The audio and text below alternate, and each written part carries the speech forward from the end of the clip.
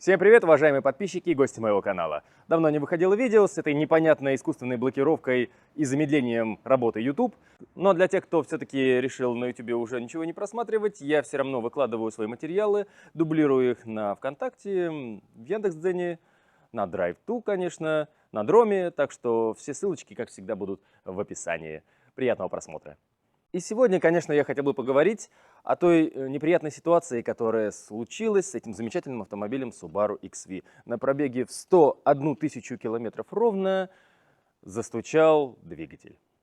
То есть застучал именно сам шатун, поэтому здесь сейчас у нас установлен новый движок. Ну, относительно новый, да, это контрактный с Японии. И в этом видео я хотел бы рассказать о том, потому что устанавливал его, в принципе, я. Ну, один человек этого, в принципе, не может сделать, но это очень сложно. Одному вот это все дело провернуть, не имея специального крана, да, не имея специальных приспособлений. Поэтому мы делали вдвоем с моим очень хорошим знакомым Славкой. Он эти движки перебирал, наверное, с детства. Я все делал вместе с ним. Все заснять не мог, там, это, в принципе, было, наверное, невозможно. Но основные аспекты сделал. И какие работы были сделаны? То есть был приобретен контрактный двигатель, так называемый long block. То есть у него шорт-блок в сборе цилиндров и навесные головы слева-справа, и также лобовина. Ну, конечно, есть какие-то ролики, и самое основное, то, что здесь установлен был уже впускной коллектор с дроссельной заслонкой. Ну, в общем, почти в сборе двигатель. Единственное, только что навесное снято. Навесное такое, как гидроусилитель руля, потому что на Subaru XV с двигателем 1,6 литра все еще идет гидроусилитель руля. 2-литровый там уже электро. Вон, кстати, бачок, кто не верит. Да, и, конечно, они снимают генератор, снимают компрессор. То есть в моем случае мы сняли компрессор. Ничего, фреон ни капли, ни грамму не потеряли, потому что трубки как бы вот зафиксировали здесь вот на веревочке и перекладывали тогда, когда вынимали движок. Ну и установили мой генератор. Все. Дополнительно, пока движок был вынут, я без проблем поменял свечи, так как купил новые. Потом это делать, у меня есть видео на канале. Это достаточно, такая интересная задача, то есть час-полтора она занимает, а там это заняло 15 минут. Жик-жик-жик, все. И заодно, конечно, снял крышки клапанные, заменил там прокладки, конечно, и сальники свечных колодцев. Видео по такой замене у меня тоже есть. Многим оно понравилось из-за моих постановок там комедийных. Если будет желание, посмотрите. Все это быстро заменил, хотя все свечи были сухие. Сами прокладки уже такие вот, задубели, понятно. Потому что движок был заведен сюда, в Россию, в 2021 году. В принципе, вот я как вот разбирал его, смотрел, и фото, видео я тоже буду сейчас вставлять. Достаточно свежий. Конечно, говорили, что там где-то 34 тысячи пробега у него по Японии. В среднем я бы сказал, что здесь, наверное, 50, может быть, 60 тысяч километров пробега. До 70. В принципе, их так и выбирают. Вот когда вот привозят, там же их набирают, я не знаю, пачками с Японии везут. А так вот все вот эти болтики, все внутренности, конечно, прям вот свежак. И даже вот покажу. У меня так повезло, что приехал он вместе с... Где он? Где он? Вот он. Вот он. С частично выхлопной системой. Вот сюда на свет положу. И можно по нему оценить, что вообще никакой коррозии. Он беленький весь, красивый. Конечно, там вот срезали, все вынули. Там что у них там, платина, золото, там все вытряхнули. Все сдали. Конечно, молодцы. Вот почти как новый. Вот. Часть болтиков я забрал. Ну а здесь я вам покажу сейчас вот этот вот старый движок. Что с ним было? Он начал поджирать масло, значит, началось залегание колец.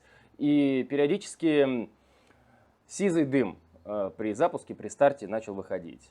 Попытались промывкой очистить все это дело. Вот я промывку использовал сначала долгоиграющую. Вот такой вот, да. В принципе, вышло. Потом пытался вот этим раскоксоилом все это дело пройти. И после использования вышла ошибка. Ошибка Я сейчас ее вставлю, как она точно помнится, но у нее аббревиатура, там, допустим, P, 4 ноля и потом ABCD. Это значит, что вот эти вот датчики, да, так их назовем, или магнитные клапана, ну, как угодно, они как раз вот регулируют вот фазу вращателя. И они, вот это вот, ну, у меня в данном случае была ошибка, по-моему, B или D. Ну, в общем, вот этот датчик, он вышел из строя. И я сейчас вот сниму его и покажу, да, для того, чтобы можно было понять, что внутри двигателя. И, кстати, я никогда не использовал никаких присадок на этом движке, но использую всегда... Где мой ключик? Трещоточка маленькая. Ладно, возьму другой. Возьму другой пока ключик. Вот. Ну, использую присадки в Outback. То есть у меня там Супротек, и это я не говорю, никакая реклама. Я просто добавляю каждый раз после того, как... Где они, кругляшки? Это, да? А, у меня там все в машине стоят. День. Вот. Вот они. Я потом сюда наливаю маслица и, ну, как бы на доливку так с собой вожу. Очень интересная, удобная такая компоновка. Вот у меня с этой стороны 3 даже штучки. Вот, Актив Плюс. Я делал обработку. А сейчас мне прислали на пробу Атом, какое-то новое средство. Ну, я только-только вот залил. Там, получается, обработка идет из 3 флакончиков. Вот они. Где же они? А, вот он. Вот так вот он выглядит. Давай на свет покажу. Какой-то черный, то ли порошок, то ли субстанция. Ну нет, это не порошок. В масле. Ну, его, конечно, нужно вот взболтать. Он полностью становится черный. Вроде какие-то там видоизмененные масляные компоновки, которые должны двигатель защитить изнутри, сделав пленку и усилив прочность каких-то деталей, вот трения. Ну, звучит хорошо. Кому будет интересно, я оставлю, почитайте там на его ссылку. Только единственное, что мне прислали как пробник. Здесь никакого названия как бы нету. Ну, ты скажешь, ну, тебе прислали какую-то черную жижу, и ты заливаешь ее в движок, и что-то там ожидаешь увидеть. Ну, вот так вот как бы производитель захотел мое мнение услышать, да, о том, как оно будет работать. Я залил, там получается всего трехступенчатая обработка идет, залил первую, вот 500 километров Outback проехал. Я вначале вообще ничего, ну, как бы, ну, на свежем маслице движок работает всегда хорошо, как вы знаете, да, вот новое масло залил и сразу вот первый флакончик залился. Потом через 500 километров второй и еще раз через 500 километров третий. И якобы хватает этого там на 20-25 тысяч километров вот этой вот обработки, которая позволяет движку работать вот плавно, хорошо и защищает его в будущем. Потому что ну, все присадки, они не могут восстановить убитый, изношенный движок. Это надо понимать. А вот попытаться его защитить, вот, и защитить от таких вот ситуаций, ну, наверное, возможно. Я сказал, что здесь 101 тысяча километров пробега за 12 лет. Кто-то скажет, ну это совсем немного. Как бы вот она, Subaru, да, делают одноразовые движки, которые работают по 100 тысяч километров. А дальше что делать? Выбрасывать там, да, перебирать, ремонтировать. На самом деле за 12 лет XV хоть и маленький пробег достаточно такой, небольшой сделала, но было очень много моточасов. Это тоже нужно учитывать, потому что зимой машина прогревается там, по 15-20 минут, но она на автозапуске. И утром, и вечером. Вот. Поэтому можно считать, что все 150 тысяч километров проехал движок. И только-только вот этот вот после промывки видно, что возможно, не вскрывая его, невозможно определить, что случилось. Можно сказать, что там промывка убила его или что, но движок требовал уже капитального ремонта. Сейчас я вот открою и покажу. То есть внутри он был достаточно грязный, хотя и менялось масло каждые, там, ну, я хотел бы менять там раз в 7 тысяч, да, но потому что пробег был маленький, там вот последний раз меняли вообще 4300 было, да, то есть до 5000 километров менялось масло. Всегда оно вот хорошо как бы сливалось, всегда промывалось, но все равно это не защитило. Ну, то есть, как, вот, дерьмо случается. И, к сожалению, это случилось и с этим движком. Вот я сейчас покажу. Не падай. Вот так.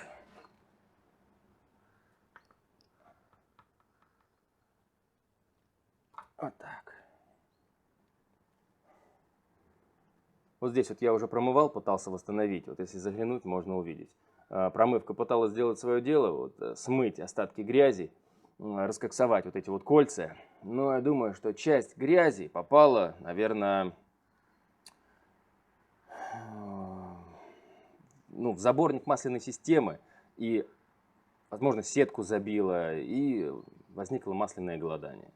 Оно и привело к тому, чтобы двигатель как бы вот шатун начал стучать. Но опять же, это мое личное предположение. Что именно случилось, можно узнать только если его полностью разобрать. Но так как я собираюсь продать двигатель на запчасти, потому что здесь их достаточно много, и они все, если новые, очень дорогие, да и бэушные дорогие. Поэтому располовинивать его, только чтобы взглянуть, что там внутри, уже не имеет никакого смысла. И, кстати, если вдруг вы, я придерживаюсь такого мнения, если вдруг вы захотите отремонтировать такой движок, то берите сюда хотя бы блок цилиндров в сборе. Нет возможности или дорого менять двигатель в сборе целиком. Потому что шорт-блок, конечно, других денег стоит, но там уже все, что вам нужно. Но если пытаться отремонтировать, то это выходит дороже. Выходит дороже, и не каждый может вот это дело сделать. Смотри, вот здесь тоже, кстати, промывку видно, что она пыталась смыть всю эту грязь. Вот здесь немного осталось. Вот так, в принципе, неплохо справилась. Вот она, эта вся какая-то черная грязюка-мазюка. Возможно, из-за нее что-то там произошло.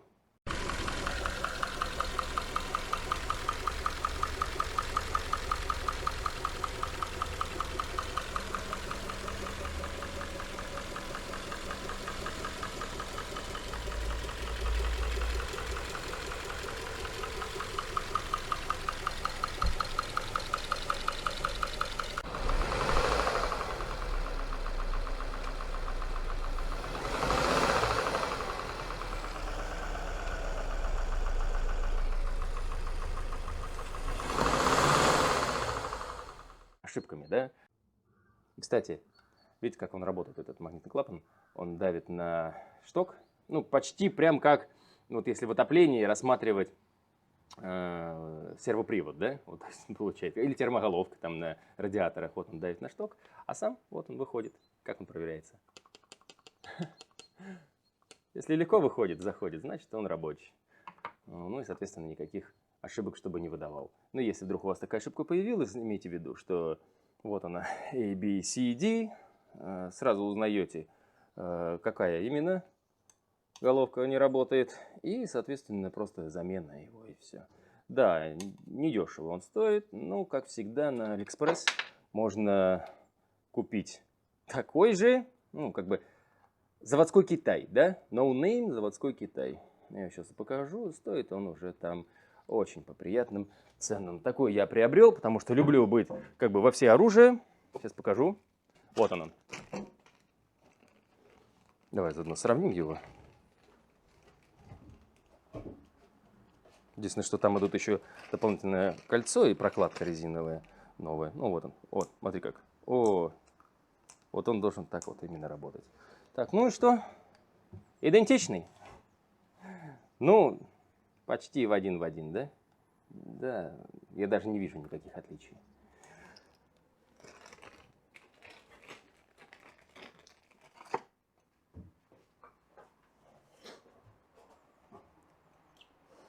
И с основными трудностями, которыми я столкнулся, тоже скажу.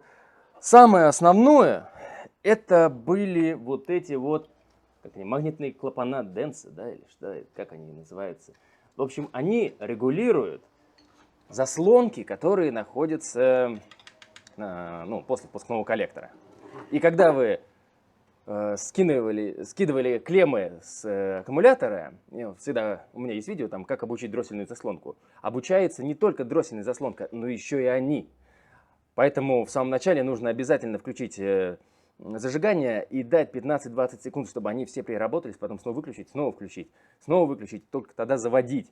Потому что если пытаться завести сразу, они не успевают до конца сделать свой полный цикл. То есть они прокручиваются, находят позицию, в которой стоят, и возвращаются назад.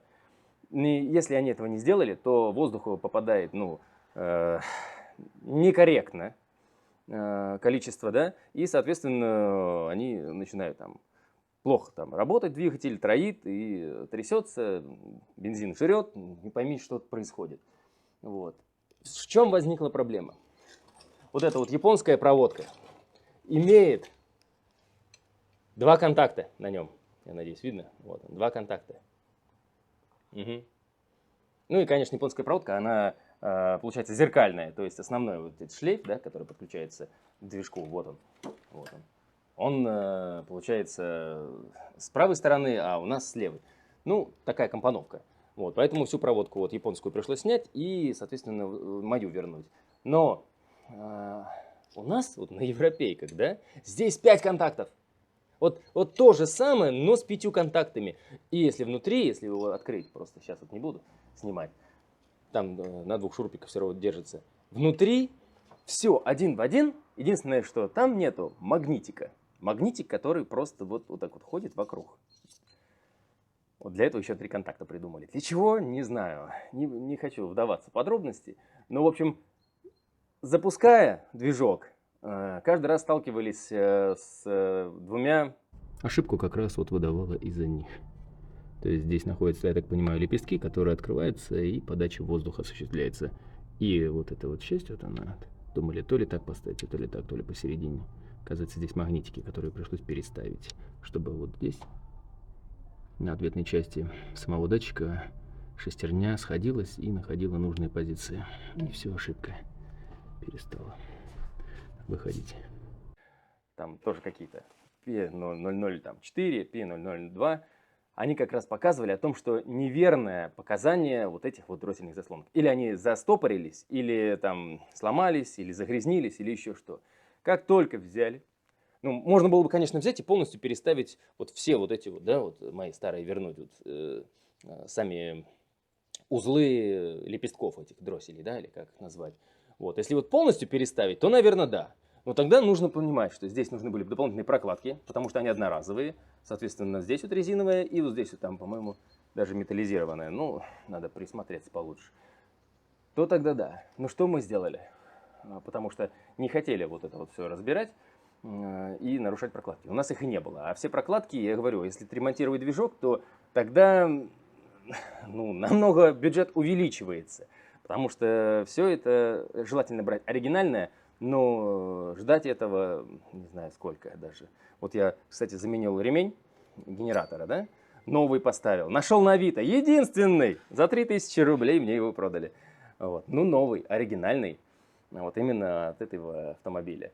Вот. Поэтому так-то, если посмотреть, он там, не знаю, 79 дней и не факт, что приедет. Ну, такая вот сейчас ситуация. Что сделаешь? Надо выходить из них. Как-то. Я вышел так. И возвращаясь сюда.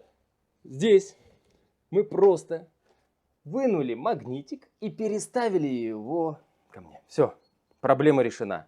Он нашел свое... Главное еще, вот, когда зажигание включаешь, он крутится. Нужно понять, в какую сторону. И в такую сторону поставить эту саму шестеренку. Вот. И все. В конечное положение. Он прокручивает, открывает, закрывает свои дросселя. Никаких ошибок. Все замечательно. Что еще вот именно с японским двигателем не так? Да, здесь, конечно, вот такой какой-то стоял непонятный пред. Вот он, видите, тоже где-то стоял. Вот здесь вот и мы его сняли и поставили свой генератор. Не знаю, почему там так. Что там было. Вот, ну, неважно.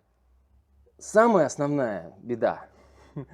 Это в японских двигателях отсутствует датчик низкого уровня масла.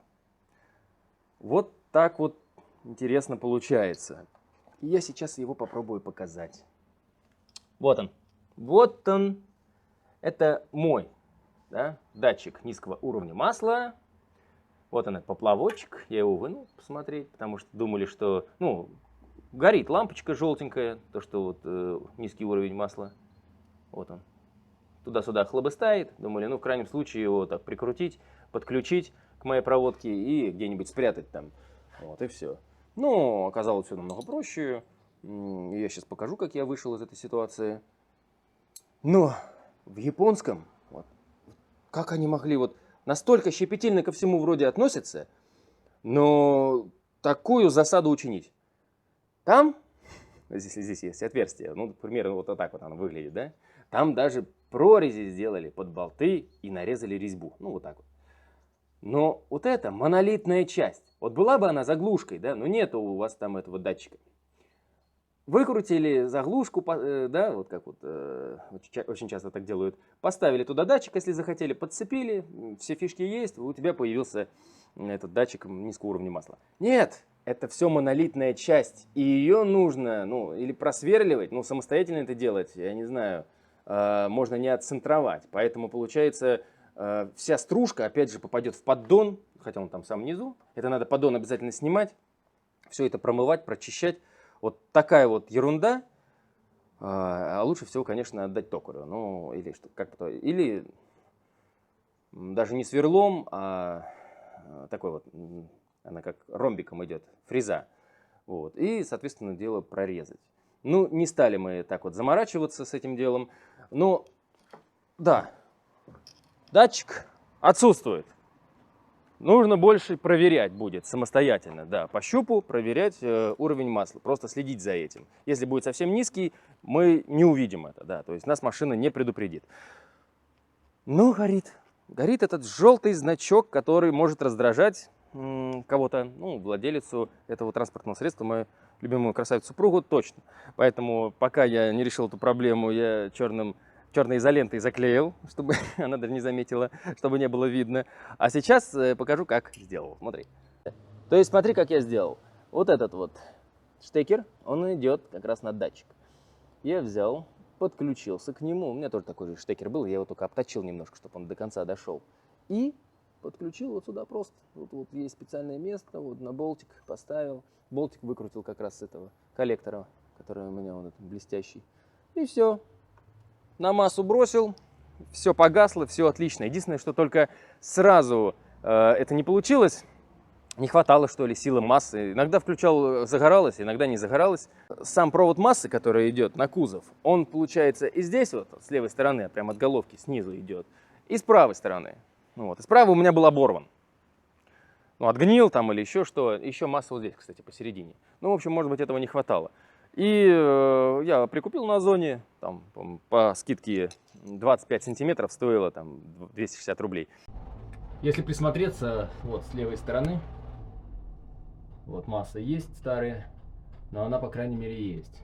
А с правой стороны я заметил, что она была оборвана. И когда мы собрали пока без нее. Вот она. Место для нее. Вот здесь. Вот здесь вот место для нее. Так что я на Озоне приобрел. Вот такой вот медный на 25. Думаю, сейчас отлично установим. И потом буду пытаться этот датчик уровня масла низкого к этой массе прицепить, чтобы наконец-то лампочка погасла. Вот и все, новая масса на месте. Ну, такую работу никогда никому не покажешь, и никто ее не увидит, поэтому она всегда останется только с вами. Ладно, собираю кожух и попробуем кинуть на массу этот проводок от датчика. Подключил, все замечательно, все сразу стало. Ну, то есть, вот такие глобальные изменения, которые ты вносишь, да, вот этот движок, вот это вот поставить, новый, то потом все равно приходится что-то вот доделывать. И сейчас еще одна проблема. Кстати, я сказал, что мы вот заменили его. Что еще, какие были мероприятия сделаны? Заменено масло, конечно, антифриз полностью на оригинальный, сейчас покажу его. Yeah, right. Now you're cooking on high heat in the middle of the street.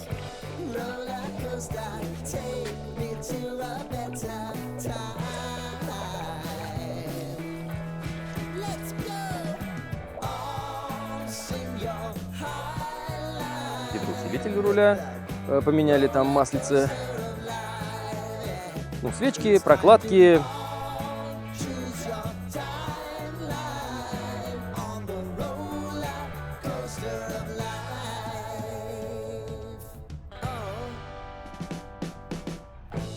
You seem to easily forget how to place your bet. When everyday life gets you down, you gotta steal the crown. Got to own it. Don't bitch and moan about it, please. God forbid you scrape your knees, and it's nothing to sneeze at. Oh, I've told you over and over again. You gotta get both hands around it and make your own plans. Roller coaster, it's taking over. It's about time. Oh, sing your high line on the roller coaster of life. You've got to all choose your timeline with the roller coaster of life.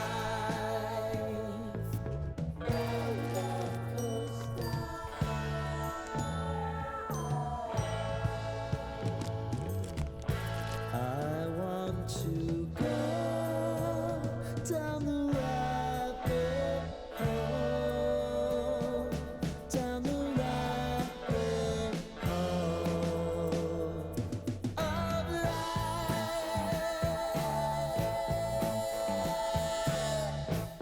And now it's about to leave. Oh, roller coaster.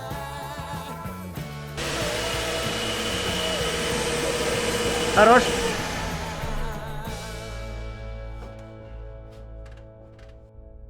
Итак, идет замена вариаторного масла на Subaru XV, это TR580. И вот здесь какой шланг пришлось снять.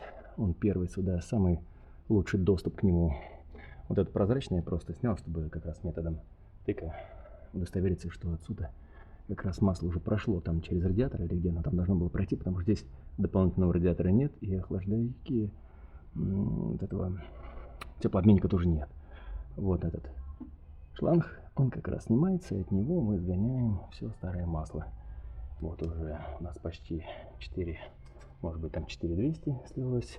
И, кстати, у меня оставалось еще мое оригинальное масло из 20-литровой баклажки, но насколько я увидел, вот эти 4-литровые, кто говорил там не оригинальные, конечно, нужно проверять в каких-нибудь специализированных лабораториях. Но вот номер, все показывает на оригинальность, цвет, запах, что еще нужно. Продолжу дальше. В принципе, все. То есть сам движок стоил 85, плюс там его доставка, прям сразу ко мне доставили. И вот все в скупе вместе с ремонтом, доставкой, всем остальным еще где-то вот под 40. Ну, это такой даже, можно сказать, бюджетный вариант, если учитывать, что ну, достаточно свежий движок и, в принципе, хорошо работает. Только единственный момент, что заводится на холодную, как было отмечено, слишком долго. Ну, то есть вот ему где-то вот 5, иногда, может, даже 6 раз приходится сделать дзы-дзы-дзы-дзы-дзы, чтобы он завелся. После этого в течение дня заводится как, ну, да, ну, вот, как полагается, да.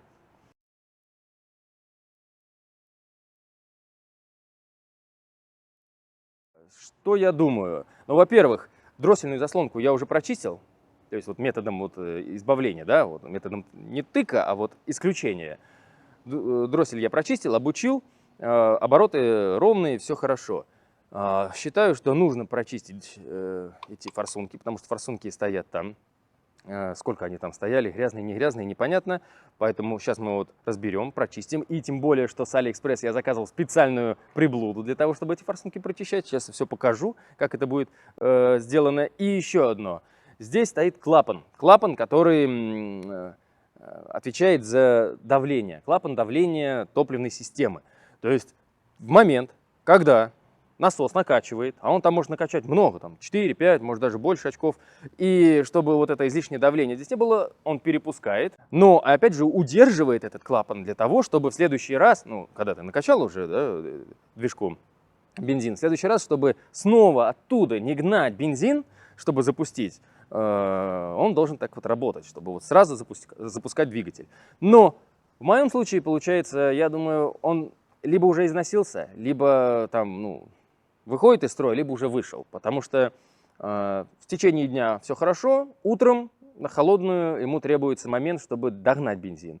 Ну и, конечно, хочу похвастаться, я прикупил, так как прокатился, движок работает по-другому. Вот не знаю, может быть, конечно, этот уже износился, и он грязный внутри, там, может быть, что-то с ним не так.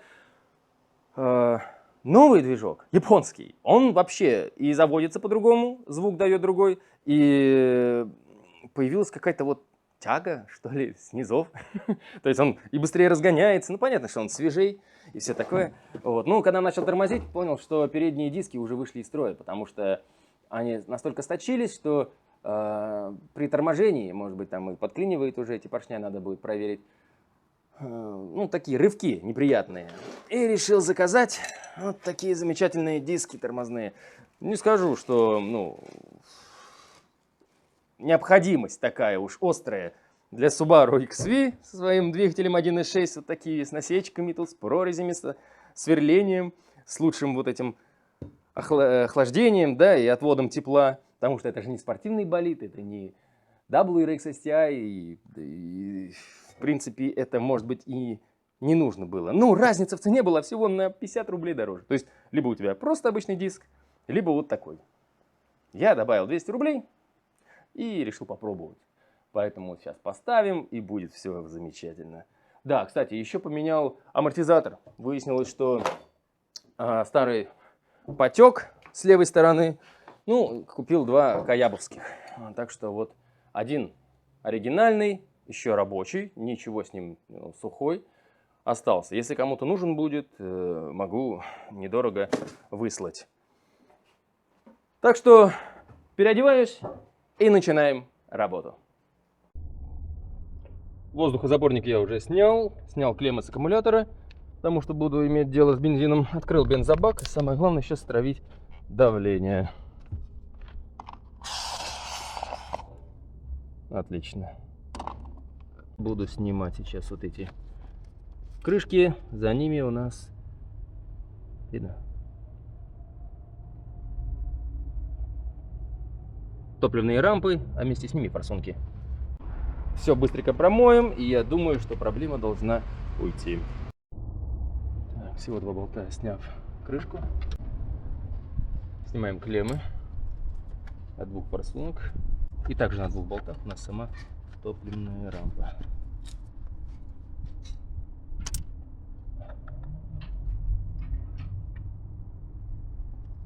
Да? Провалился болтик. Для этого придет навстречу магнит.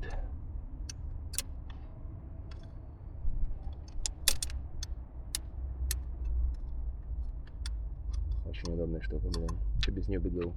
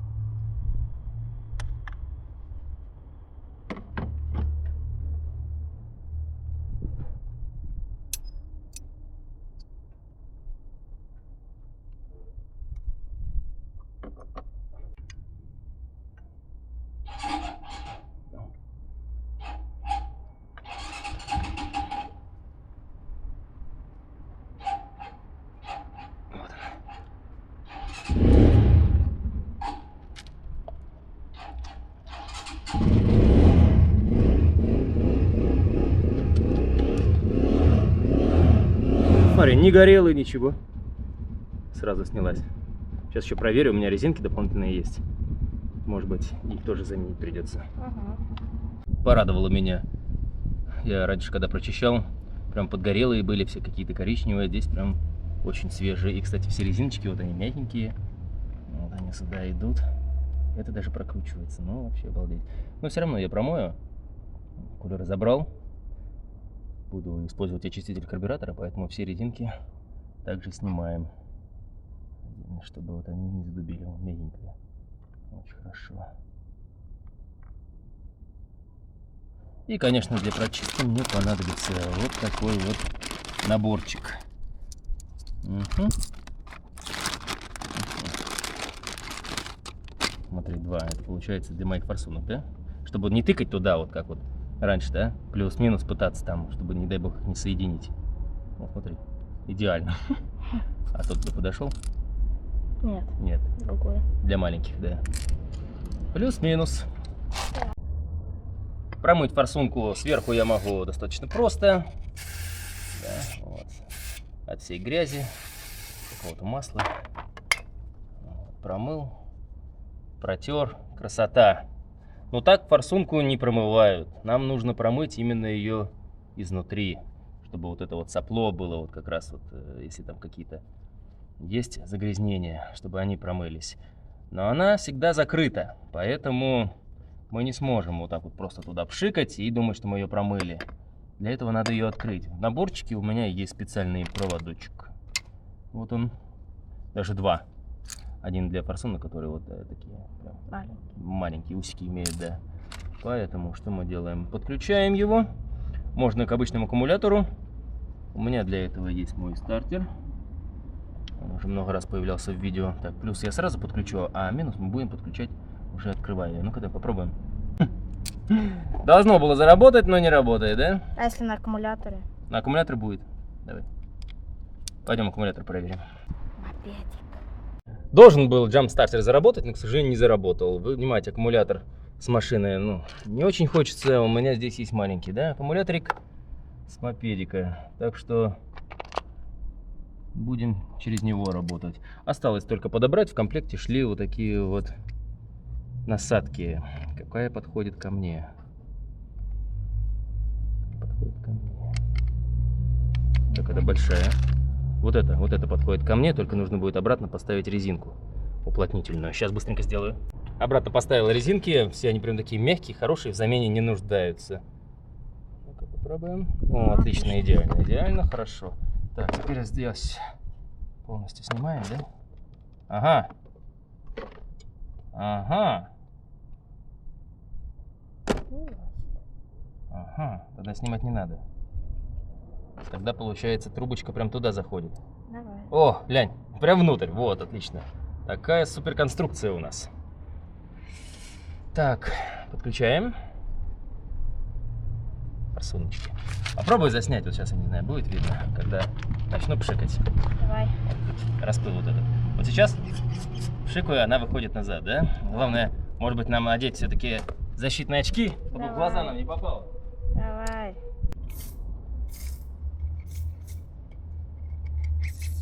О, глянь, О. пошел распыл.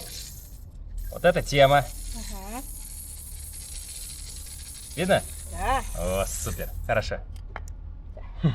Термоусадку немножко добавил, получше стало. Так, первая есть. Давай вторую. Давай. О, отлично.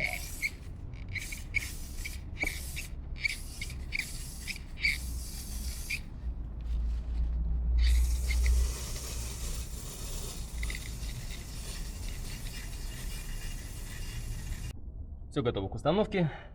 Вначале идут вот эти вот резинки-сальники.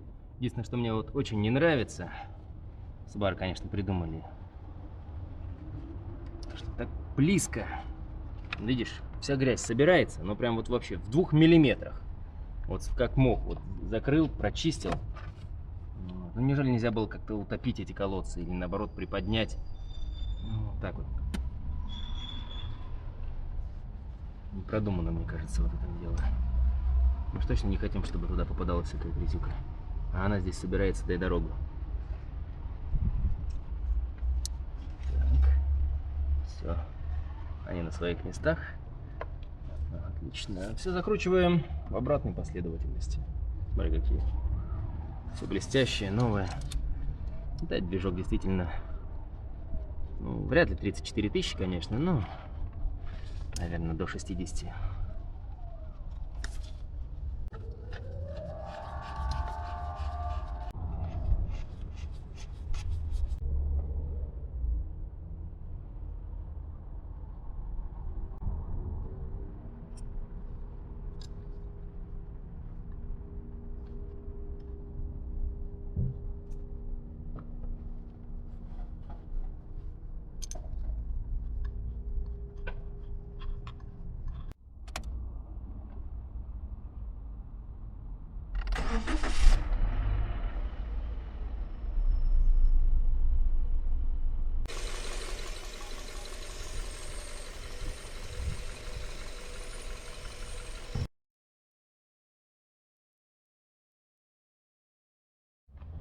Вовремя я сюда залез. Видно точно так же, да, коррозия здесь изнутри, но под пыльником, вот она, под пыльником все в порядке. Так что кто-то там советовал, говорит, смазочки немножко добавь, добавим. И смотри, какой износ. Что-то вот она отскочила на миллиметрик, да? Ну, буквально 1 миллиметр остался. Ну, то есть все, пора. Пора. А что с обратной стороны? То же самое. Полный износ. Хорошо. Как раз заменим. Новые тормозные диски будут и новые тормозные колодки. Вперед.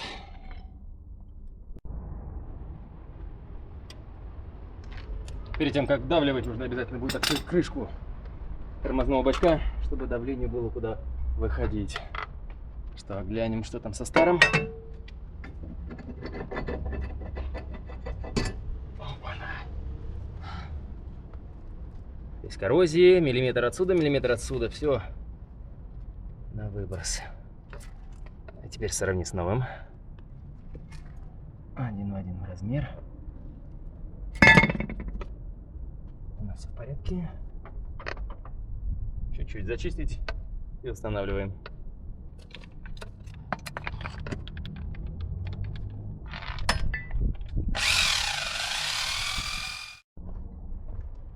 Пришло время установки. Все зачистил, все замыл.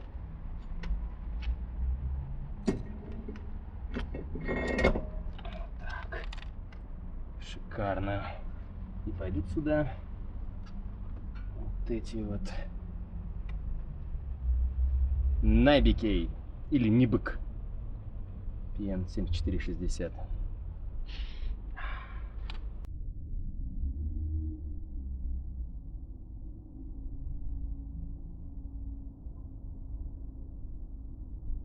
Последняя причина – это клапан-регулятор давления, который находится внутри самого бензобака. Никак не связан, получается, с сменой движка, скорее всего, какое-то непонятное совпадение. Поэтому я его на всякий случай уже заказал. Если мне не поможет мои манипуляции, то я сниму, через неделю как раз он придет.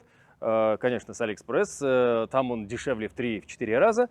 И я думаю, мы добьем эту неприятную ситуацию и восстановим, как было раньше. А раньше было прям с полтычка. Ну, конечно, новый движок дает новые ощущения.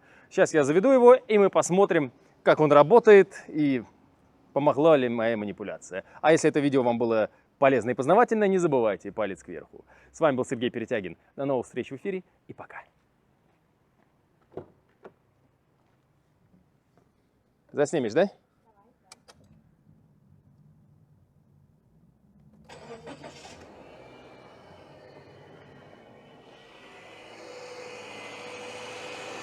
Ну, достаточно хорошо завелась. Возможно, в этом была причина. Надо еще проверить, утром будет на холодную.